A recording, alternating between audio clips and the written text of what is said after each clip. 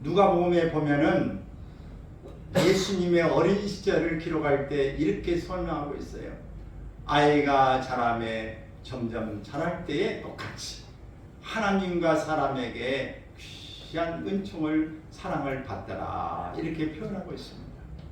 여러분, 우리가 점점 자랄수록 점점 커갈수록 이렇게 하나님에게서도 은혜를 받고 또 사람들에게서도 은총을 받고 이렇게 자라는 것이 행복하고 그냥 멋진 일임을 믿습니다. 여러분, 우리도 마찬가지.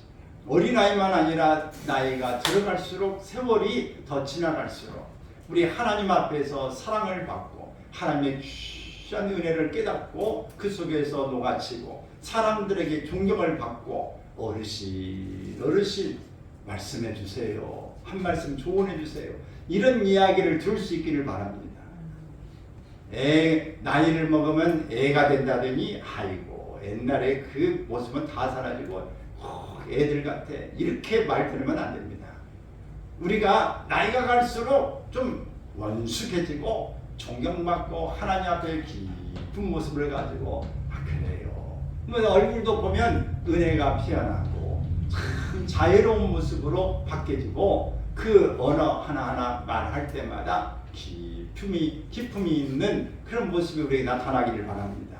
이것이 바로 어르신의 삶이 되어지는 것이고 교회에서도 마찬가지예요. 교회에서도 권사님들의 역할은 무엇일까요? 권사님들은 늘 교회를 위해서 기도하시는 것입니다. 그리고 또 어려운 사람이 있으면 신방하고 그들 위해서 기도하고 격려해 주는 것이 권사님들이 주로 한 일이고 교회에서 새로운 사람들이 오면 웃고 따뜻하게 포옹하고 이들을 감싸주는 그런 일이 권사님들이 할 일이에요. 집에 계시는 명절에 이제 아들과 손자들이 오면 어떻습니까? 하나님 웃으면서 어서 오너라 하면서 할아버지 할머니가 얼마나 웃으면서 푸근하게 안아주고 그러지 않습니까? 이런 게 바로 이 교회의 어른이 되어진다고 하는 이야기입니다. 오늘 집사님들의 이야기는 뭘까요? 집사님들이 집사는 실제 교회에서 실제적인 일, 활동을 하는 사람을 집사라고 하는 것입니다. 집사들은 이 굳은 일, 어려운 일, 모든 것들을 보살피면서 하나를 하는 일의 모습을 가지고 있는 것입니다. 각각 맡아진 그 사역의 일이 바로 그런 것입니다.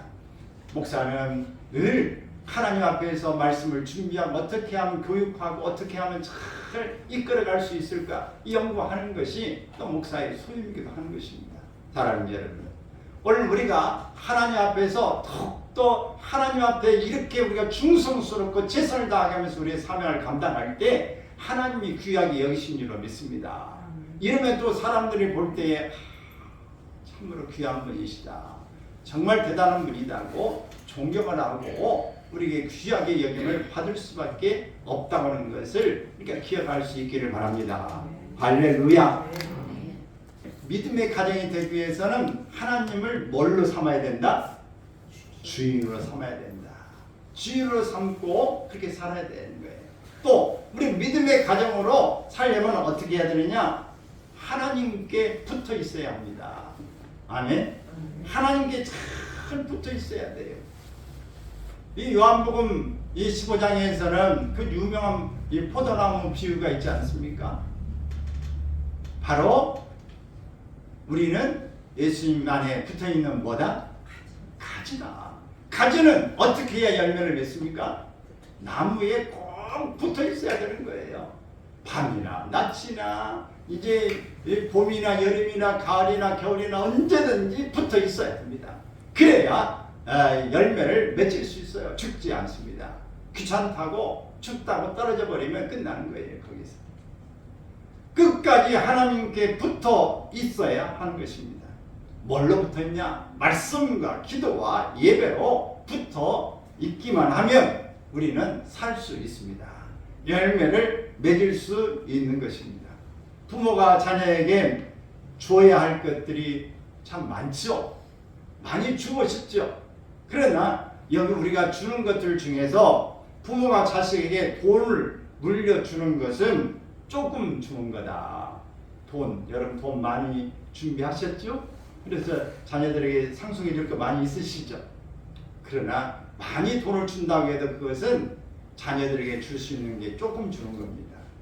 그러면 더 많이 주는 것은 무엇일까? 그것은 지식, 배움을 주는 것입니다.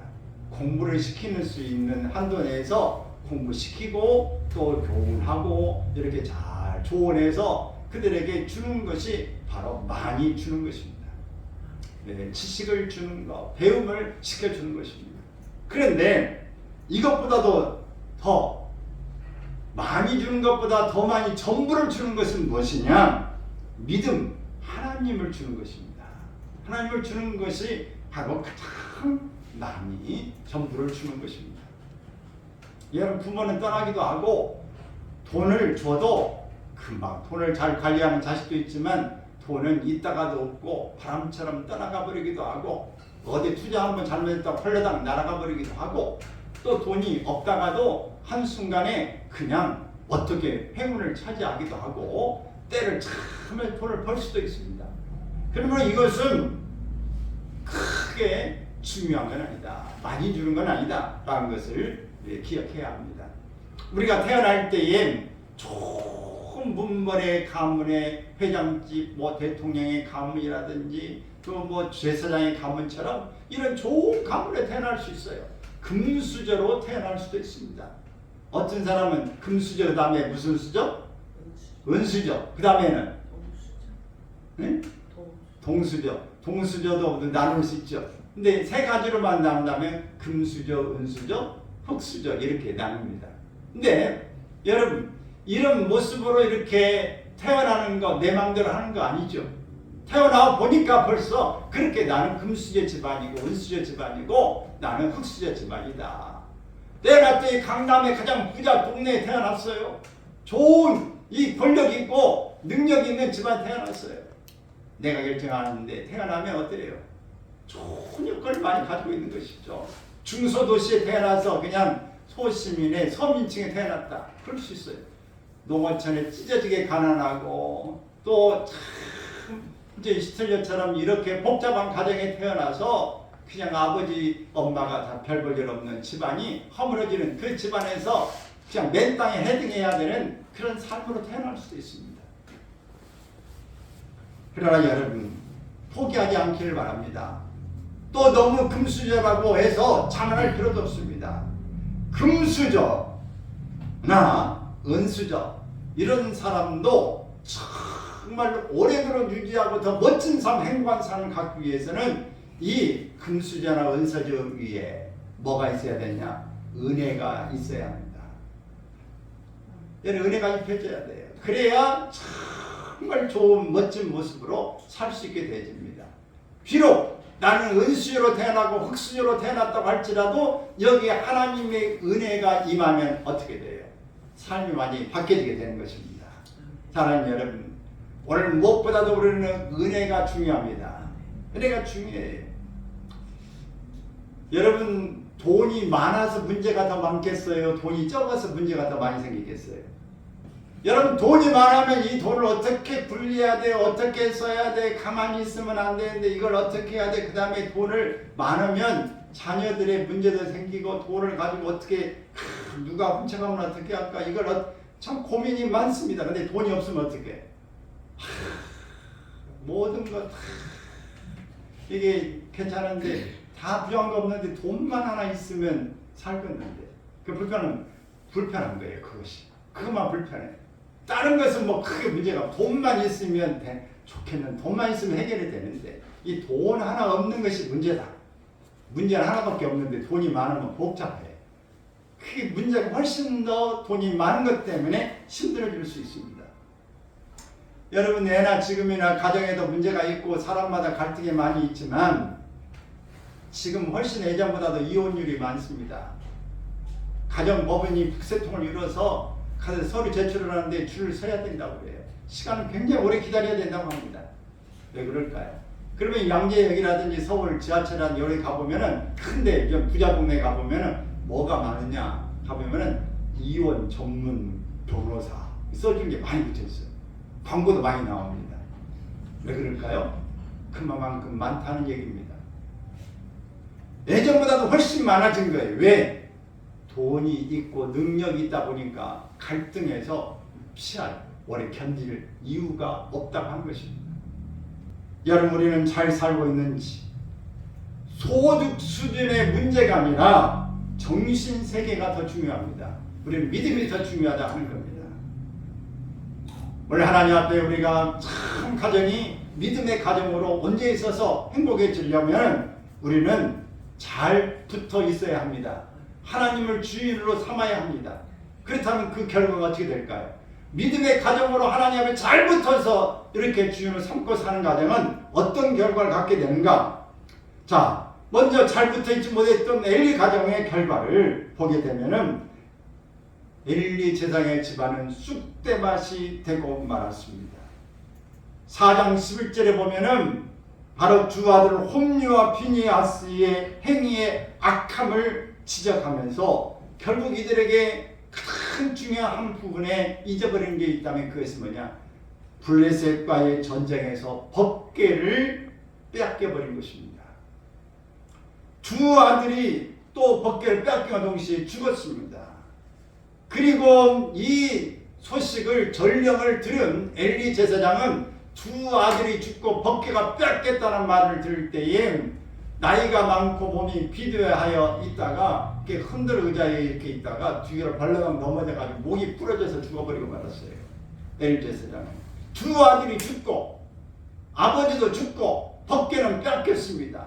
근데 그 뒤에 이 소식을 접하면서 이 홈리와 비니아스의 아내가 자녀를 출산하게 되어지는데 아들입니다 라고 말할 때 무슨 아들이 유익이 있겠느냐? 그의 이름을 이가봇이라고 해라. 이스라엘에서 하나님의 영광이 떠났다. 우리 가정에서 하나님의 영광이 이미 떠났다라고 말하는 이가봇입니다.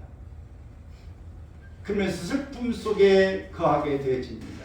그리고 이 가정은 이제 사무엘을 통해서 하나님께서 예언한 그대로 너희 집안에 늙은이가 하나도 없게 될 거다. 다 죽음을 당하게 될 거라고 이야기한 그대로 이루어지고 만 것입니다.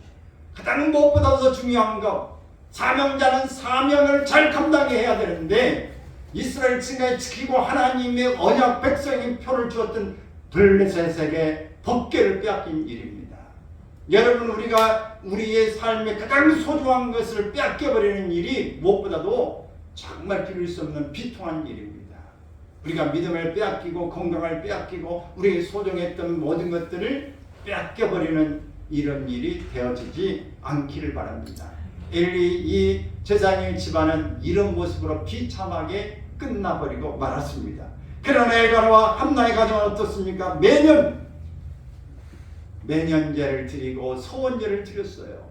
매년마다 하나님 앞에 올라가는 것을 통해서 우리가 하나님 앞에 한 해를 하나님 앞에 의탁하고 또 주신 것을 감사하는 삶을 살게 되어졌고, 서원제는 무엇일까요? 한나가 바로 하나님 앞에서 서원한 그것을 잊지 않게 해서 공공연하게 마음에 다짐하면서 늘 하나님 앞에 서원제를 드렸다고 하는 것입니다. 우리가 하나님 앞에 받은 은혜를 잊지 않고 매번마다 하나님 앞에 이렇게 제사로 나아간다고 하는 것은 굉장히 중요한 일이에요. 감사제를 매번 드린다. 그래 주일에 주정금을 주일에 정해놓고 드리는 것이지만 저는 또 감사함을 매번 드려요.